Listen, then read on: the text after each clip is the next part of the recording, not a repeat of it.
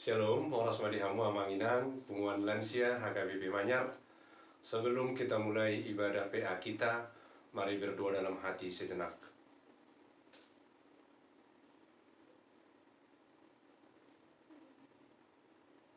Amin.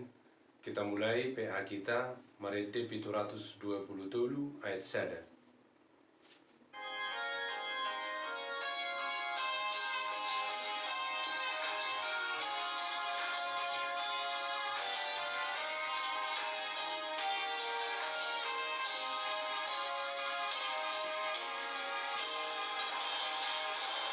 Tujolom, oh Tuhan, saat madirikon, pakai makau kombar tulomon. Molondang, oh Tuhan, maringanan diai, dirikon dan marargabei. Tupogos pedison, mananson tahe, marsigatung tuho sasude. Holan po hui huton dang bedirikon, tugu matuna tule. Kita berdoa. Tuhan, kami bersyukur, berterima kasih atas hidup yang Tuhan beri, dan kami mau bersekutu untuk mendengarkan firman-Mu supaya ada bekal kehidupan kami. Bersabdalah Tuhan di dalam Kristus Yesus Juru Selamat kami. Amin. Hamuna amanami nanami, punguan lansia. Bahan PA untuk kita hari ini, Selasa tanggal 21 Juli 2020, ditetapkan dari kitab Mazmur atau Psalmen pasal 1 ayat 1 dan 2. Mazmur 1 ayat 1 dan 2 saya akan bacakan demikian. Berbahagialah orang yang tidak berjalan menurut nasihat orang fasik, yang tidak berdiri di jalan orang berdosa, dan yang tidak duduk dalam kumpulan pencemooh. Tetapi yang kesukaannya ialah Taurat Tuhan, dan yang merenungkan Taurat itu siang dan malam. Dalam bahasa Batak disebutkan demikian, martua mahalak nasoolo mangihutton tahi niak kabar jahat, jalan nasoolo jongjong tudalan niak kabar dosa, jalan nasoolo sahudulan dohot akka pangarehei.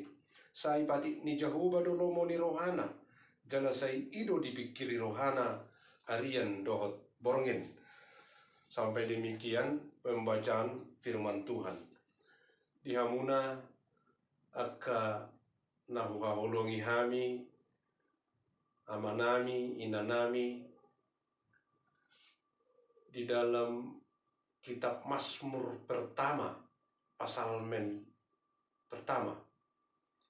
Kata yang dituliskan adalah berbahagia. Berbahagialah mertua ma. Kata bahagia, manang mertua, itulah cita-cita tertinggi setiap orang. Dimanapun, setiap orang pasti bercita-cita untuk hidup bahagia. Dan banyak cara dilakukan supaya bahagia.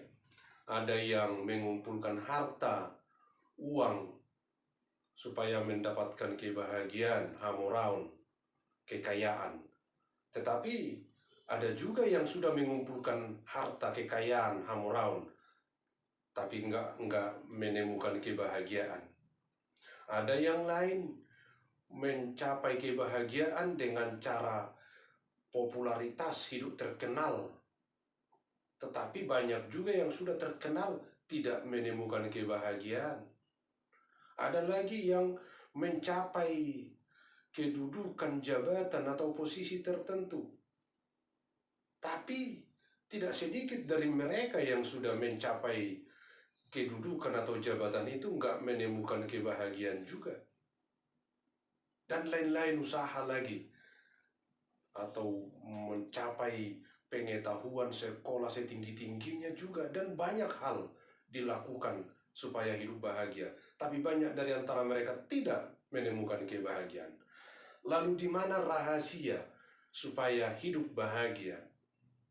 Amunat kamanami dohot inanami, di Mazmur pertama ini, pasal mensada, jelas dikatakan, bahagia itu adalah orang yang kesukaannya firman Tuhan, Taurat Tuhan, dan merenungkan firman itu siang dan malam. Itulah orang yang berbahagia. Merenungkan firman itu siang dan malam. Kesukaannya Taurat Tuhan. Siang dan malam artinya setiap kesempatan, setiap waktu. Bukan berarti dia hanya membaca firman Tuhan 24 jam. Bukan begitu.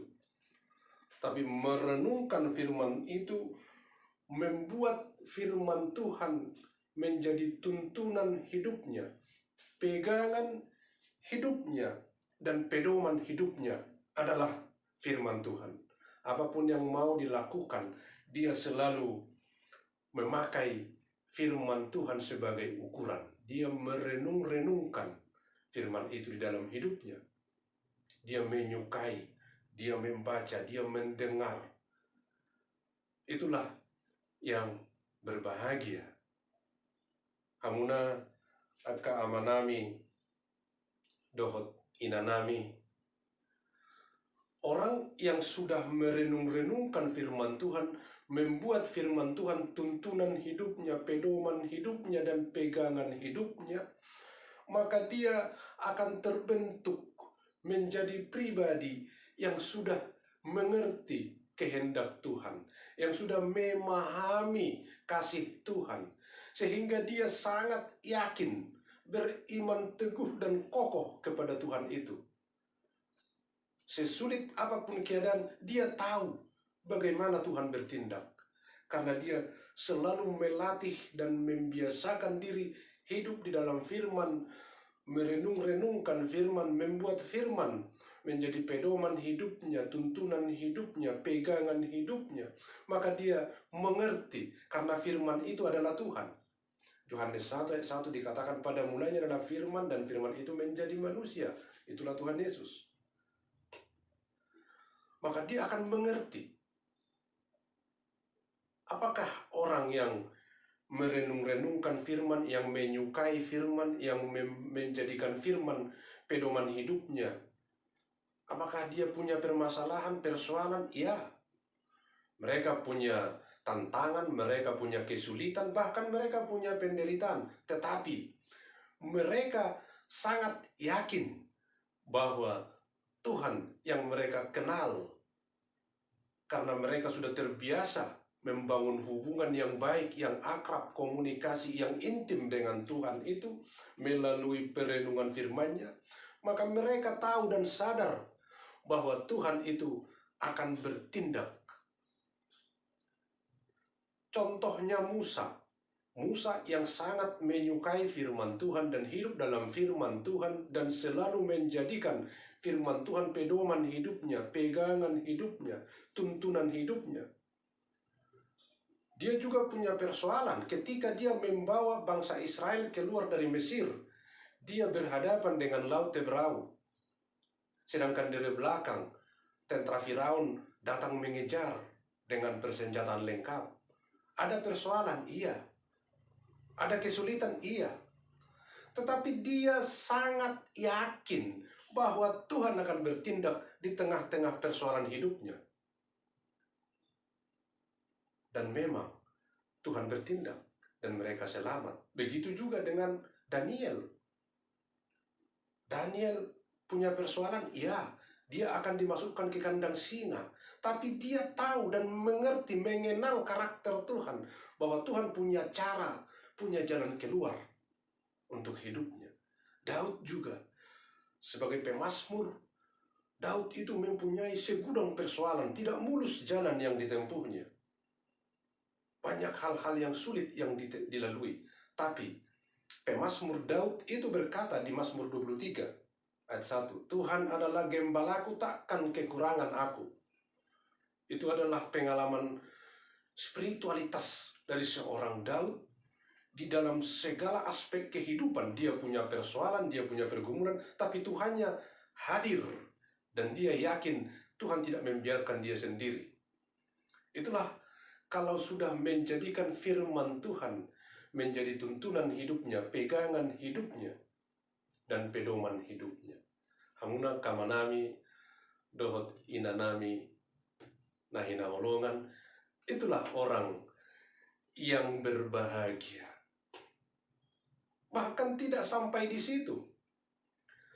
Waktu mati pun dia tidak akan gelisah, dia tidak akan panik, dia tidak akan takut. Karena dia tahu Tuhan sudah mempersiapkan kehidupan yang lain bagi dirinya. Makanya Paulus di dalam Filipi 1 ayat 21 berkata, hidup bagiku adalah Kristus, mati adalah untung. Dia berbahagia kalau mati, beruntung. Karena dia sangat dekat dengan firman Tuhan dan merenung-renungkan firman itu, bahkan menjadikan firman itu tuntunan hidupnya, pedoman hidupnya. Dan dia berbahagia. Tuhan Yesus di dalam Lukas 11 ayat 28 mengatakan, yang berbahagia adalah orang yang mendengar firman Tuhan dan memeliharanya. Dan itu kita selalu sebutkan di waktu pembacaan epistel setiap minggu. Orang yang berbahagia bukanlah mereka yang memiliki banyak harta atau kepopuleran, tetapi mereka yang menyukai firman Tuhan dan merenungkannya. Artinya, setiap orang berhak untuk berbahagia. Tidak hanya orang kaya, orang miskin pun berhak untuk bahagia. Itulah kabar sukacita kepada kita melalui firman Tuhan di Mazmur 1 ini.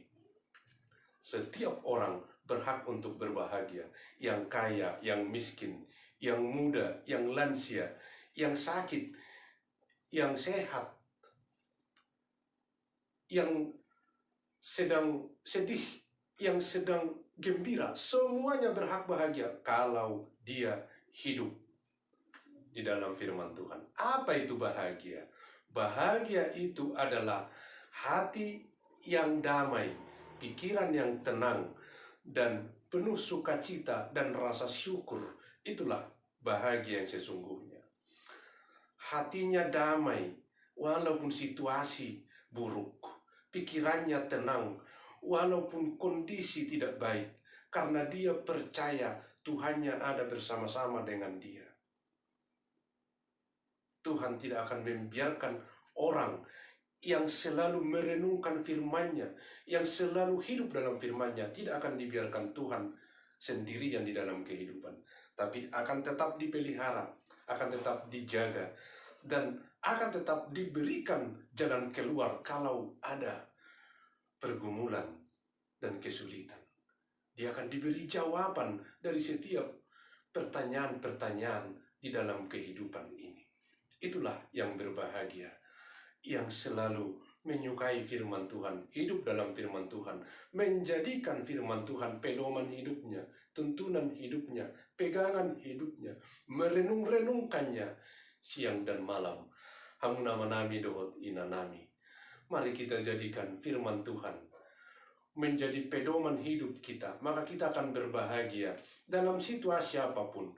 Iya, dalam pandemi COVID-19, katanya lansia itu sangat rentan untuk terpapar. Ya, benar.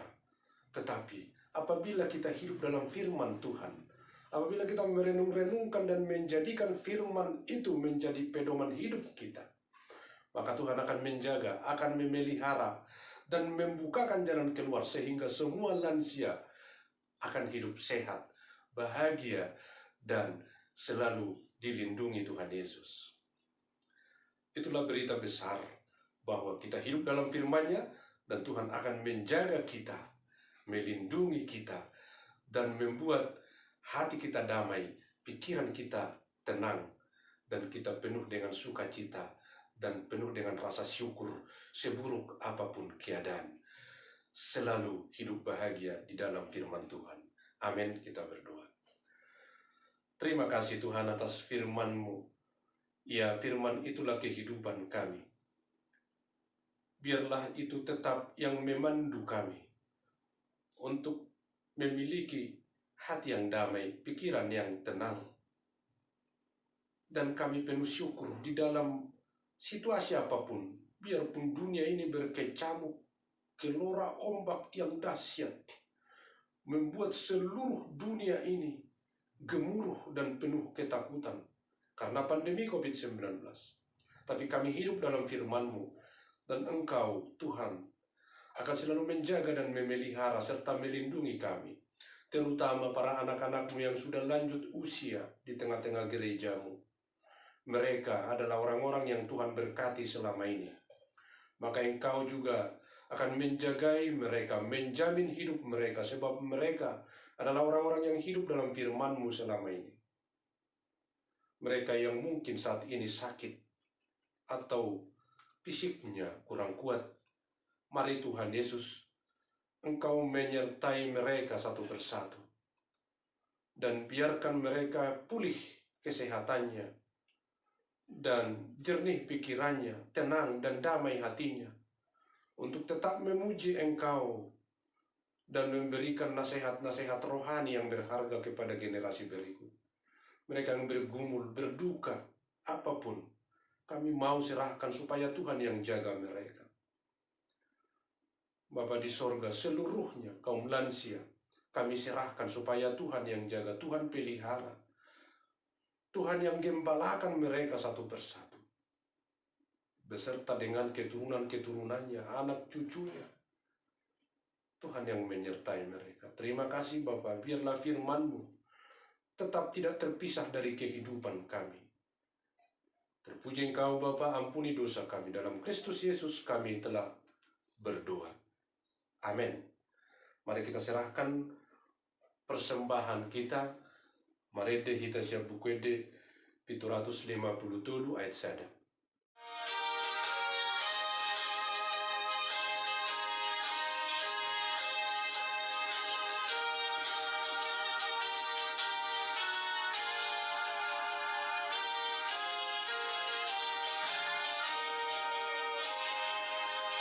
Di perjalanan Yesus dijolokku, tolongi tanganmu menunggu au, nang dingoluku bodoh sondaku, tung sonang mardalan raponang, kubotodo takas panubuonmu, diiring-iring bodolah kaki, saat rodi ujung pergelaku, tubuh maal jonok tulang bumi. Kita sama-sama mengucapkan doa. Bapa kami yang di sorga. Bapa kami yang di sorga, dikuduskanlah namamu, datanglah kerajaan-Mu, jadilah kehendak-Mu di bumi seperti di sorga. Berikanlah kami pada hari ini makanan kami yang secukupnya, dan ampunilah kami akan kesalahan kami, seperti kami juga telah mengampuni orang yang bersalah kepada kami. Dan janganlah membawa kami ke dalam pencobaan, tetapi lepaskanlah kami daripada yang jahat, karena Engkau yang punya kerajaan, dan kekuasaan, dan kemuliaan sampai selama-lamanya. Amin. Kasih karunia Yesus Kristus, damai sejahtera Allah Bapa, dan persekutuan Roh Kudus, itulah menyertai kamu sekalian. Amin. Horas madihi tahun saluhutna, Tuhan Yesus memberkati.